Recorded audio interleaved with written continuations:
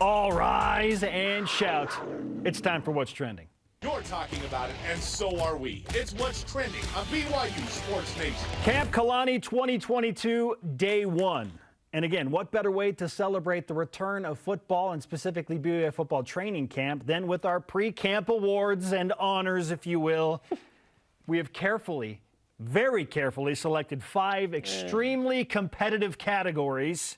They are your MVP, the Mr. Looks the Part, the Comeback Player Award, the Surprise Player Pre-Camp Nod, and the Oh Yeah, That Guy Award.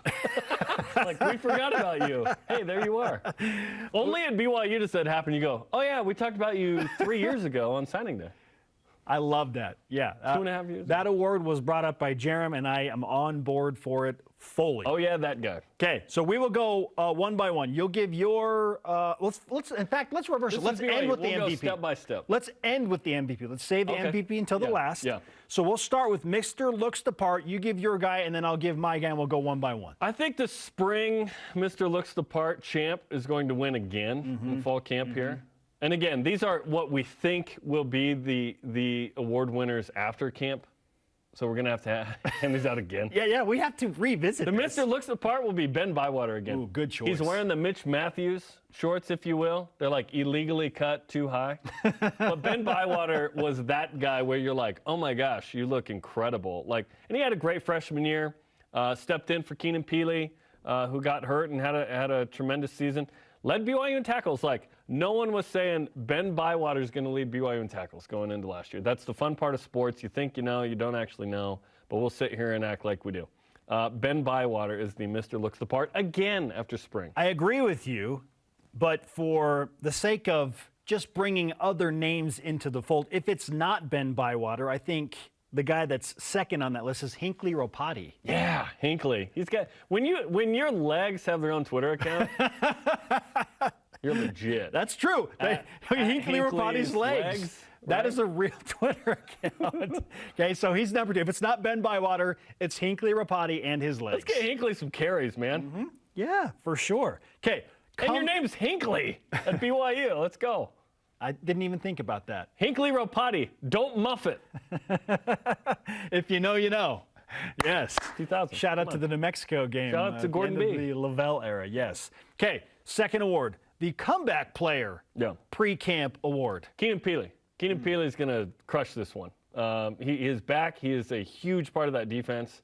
I would dare say he needs to be BYU defense's best player. Not just tackles, because every play that doesn't result in a guy running out of bounds or a touchdown requires a tackle, okay? So to some degree that is overrated, but the way he makes tackles, what tackles he makes on the field, what situations he makes them in, the confidence he gives the rest of that defense is huge. He's going to be the comeback player. We think he's going to be the reason that BYU goes from the 78th best defense in the country up towards top 50. Top 50, yes. And the insurgence of that, and then it's got to be even higher. Putting Peyton Wilgar back in his usual position. Now we're talking in that linebacker. With Oregon and Baylor and Notre Dame and Arkansas and whatnot, if you're top 40, that's pretty good. Yeah, again, potentially special. Okay, hard to argue with Keenan Peely, just because of how many tackles he's going to rack up. Yes, he's the guy. He'll be an immediate difference maker. Another guy that's coming back from injury that I think will make a huge difference in the secondary is Micah Harper. We didn't see a ton of Micah Harper last year, unfortunately. 0, in fact. Yeah. So to get him back in the line, we will notice him in camp. It's going to be good to have Micah Harper back with the secondary and pass protection. So Micah Harper is my runner-up to Keenan Peely in the Comeback Player Award. Micah, again, 2020, only freshman that played prominently on that defense. His dad actually played at Hawaii against BYU and Ty Detmer. So, he could have anti-BYU sentiment, right? Like Cahill Fennell of the men's basketball team, we talked to him. He's like, I grew up hating Ty Detmer. But now he's at BYU. So, great to have Micah back. He is converted from cornerback to safety. And BYU needs some good safeties, right? You've got Malik Moore, and you've got a host of talented guys there.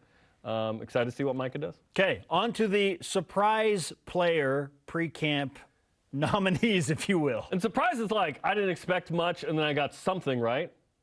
It's Chase Roberts, wide receiver out of American Fork. All-American in high school, went on a mission. Essentially, he redshirted last year. when he got his hamstring healthy and his mission legs back, if you will, he was crushing it in practice. 6'4", good height, great hands, great route running. He is going to compete for that kind of number 3, number 4 spot on this team. After next year, when Puka, Nacua, and Gunnar Romney are gone, it is the Keanu Hill, Chase Roberts show for BYU. Chase Roberts is going to be a baller here. You know who you need to add to that list that will surprise people, also a wide receiver, is Cody Epps. Amen. Cody Epps has great potential to be the surprise player of 2022 football camp because he's been injured for basically the entire duration that he's been at BYU. This is his 3rd season here. It's been 2 full years. It's time for Cody Epps. And he's finally healthy. So Cody Epps, with that health in place, I feel like will surprise a lot of people on fall camp. Both Chase Roberts and Cody Epps. I love those guys. What if I told you that a Heisman Trophy winner was chucking the ball to one Cody Epps? Bryce Young in high school was throwing the ball for like 1,800 yards. His favorite receiver. And like 28 touchdowns, Cody Epps. Cody Epps was a USA Today first-team All-American in high school.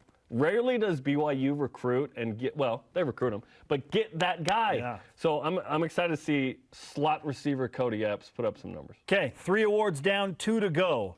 This is probably my favorite, the "Oh yeah, that guy" award. Somebody that is falling off your radar, whether it be a guy that is back from his mission. Typically that.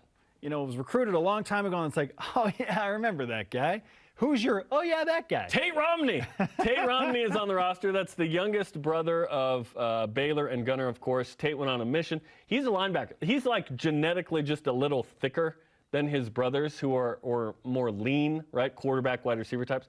Tate Romney's a linebacker. Now, I don't know how much Tate's going to play this year with the experience BYU has at linebacker, but you're going to see him and go, oh yeah, another Romney. And man, he's thick. I saw him at Raising Cane's in Provo a couple months ago, like a month off his mission. I was like, how are you so big right now? He was on the Fui Vakapuna regimen, I think. Crazy. Just eating chicken the whole time. Okay, my "Oh yeah, that guy" award goes to a man well down the running back depth chart. I feel like we've forgotten about him because Tyler Algier was so good. Christopher Brooks has transferred. Houston Hamley has transferred. Mason Wake is back there as a fullback. Jackson McChesney is in the mix. We already mentioned Hinckley Rapati. Lopini Katoa. Oh yeah, that guy's Lopini? No. Oh, okay. Then there's Miles Davis. Hey. Oh yeah, that guy. If pee in your pants is cool, call me Miles Davis. Miles Davis has work to do for BYU. We may see him in the return game, kickoff return specialist. Again, he's healthy, and the coaches have always been like, he's got this burst, he's got this spark. Coaches love him. We've seen moments of it. Love him. But he's like, it feels like he's like 6th or 7th on the depth chart. He'll see the field this year. Like what? Yeah, he'll see the field. I think he's the number 3 walking in. Miles Davis. It's going to be a battle with Jackson McChesney, Hinckley Rapati, and others, right? But Miles Davis is a guy that the coaches have lauded for a while. And we saw him a little bit in 2020 because BYU was just crushing Troy and Louisiana Tech. We saw Miles Davis. And we didn't see anybody because Tyler Algier took over the show. When you play 7 Power 5s and some other good opponents, you're not in that kind of blowout position as much, right? So, yeah, Miles Davis is going to get some run this year. We'll see if he's the number 3. And what did Jackson McChesney do to not deserve any playing time ever? Like what he did against USC, what he did against UMass in 2019. Against Navy got hurt early 2020, so we didn't see him after that with the season ending, I think, at Liz Frank at that point. So that battle for, like, who's the number 3 running back, which, let's be honest, I'm not sure how many carries we're going to see from that position with Christopher Brooks and Lopini Katoa, 2 proven kind of 5th-year senior guys. Is Brooks a 4th-year senior, 5th-year senior? Both seniors. There's some real depth at running back as well, we think. For sure. We think. Okay, you got Tate Romney, I got Miles Davis. Now for your camp most valuable player. Not named Jaron, right, Hall? Yeah, That's too easy. It typically lands on the quarterback, right? Like Jaron Hall should probably be the most valuable player in camp. If he's not, I think there's an issue. I think he will be. Besides him, I'm going Jacob Conover. People love the backup quarterback. Classic backup People quarterback. Love that, like Christian did you Stewart. see that throw by Conover? Christian Stewart, man, why didn't he play more? Baylor Romney, why isn't he the starter? Jacob Conover, I think, is going to have a nice fall camp. I believe he walks in as the number 2 quarterback right now. Cade Finnegan is going to challenge him for that number 2. Those 2 will battle it out. Maybe they bring in another transfer next year. Jaron Hall leaves, right, for the NFL, which we all think is going to happen because he's going to have a great year. Again, this guy turned down Alabama, 3 state titles. He's been used to being an underclassman, trying to fight for time in high school. This is his 3rd year in camp. great story from him was he's coming off a mission. He has the chance to go back out, for a little while. He comes back and comes to BYU in 2020. Yeah. And Kalani said, hey, you can come in, but we don't have a scholarship for you right now. And he said, that's fine, just as long as you're okay if I beat out Zach Wilson and Jaron Hall for the starting job. Like, he was the swag. Confident. He's got the swag. Obviously, kind of was the number 3 last year behind Jaron Hall and Baylor Romney. Jacob Conover. All right. My most valuable player, not named Jaron Hall, Puka Nacua. I think Puka's going to have a massive camp. He's going to make the highlight reel catches. We're all going to see him from BYU photo and video like, Puka made another amazing one-handed catch today. He did it in games last year, so of course that's going to continue into camp against his BYU defensive counterpart. So Puka Nacua, to me, will be the most valuable player because it'll be the loudest highlights produced. Totally. Absolutely. Right? He'll produce the loudest highlights. And who's going to be throwing him the ball quite a bit? Jaron Hall. Jacob Conover. And Jacob Conover. Both.